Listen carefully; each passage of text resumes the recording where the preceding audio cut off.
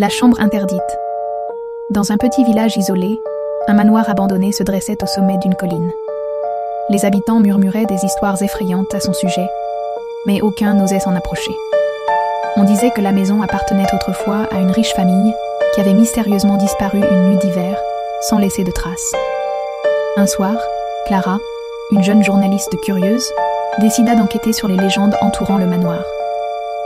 Armée d'une lampe torche et d'un carnet, elle franchit le portail rouillé et gravit les marches en pierre menant à la porte principale. Dès qu'elle entra, un froid glacial l'envahit, bien que la nuit fût douce. Le hall était poussiéreux et couvert de toiles d'araignée. Mais ce qui attira immédiatement son attention fut une porte en bois massif, au fond du couloir, ornée d'un cadenas brisé. Gravé sur la porte se trouvait un avertissement « Ne pas ouvrir ». Clara, intriguée, ouvrit lentement la porte malgré l'étrange pressentiment qui l'envahissait. Derrière se trouvait une chambre sombre, éclairée uniquement par la lumière d'une lune blafarde, filtrant à travers une fenêtre cassée. Au centre de la pièce, une vieille berceuse en bois oscillait doucement, bien que l'air soit immobile.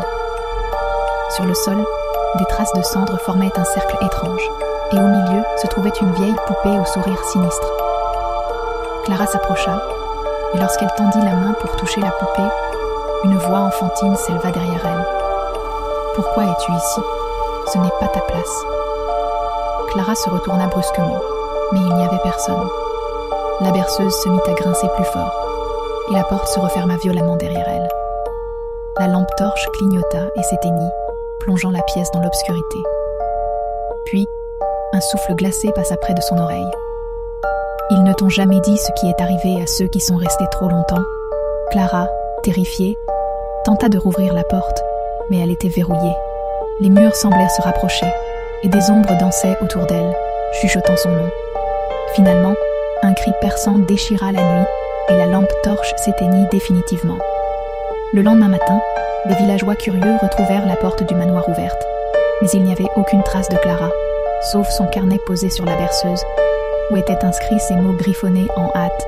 « Ils ne sont jamais partis.